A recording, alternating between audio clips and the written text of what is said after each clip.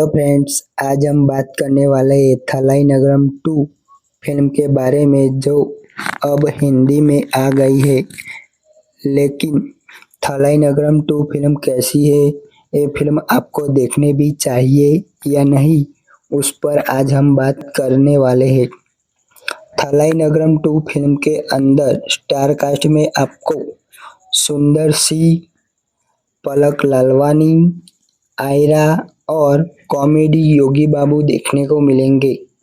थलाई नगरम 2 film साल 2006 में आई थलाई नगरम का ही सीक्वल है, जिसके अंदर आपको एक्शन, क्राइम और ड्रामा देखने को मिलेगा। आप भी अगर एक्शन, मास मसाला फिल्म देखना पसंद करते हो तो थलाई नगरम 2 फिल्म आपके लिए ही बनी है।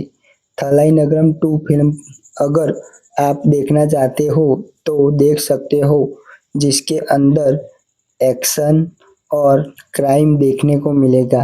वीडियो अगर आपको पसंद आई हो तो हमारी यूट्यूब चैनल को सब्सक्राइब कीजिए।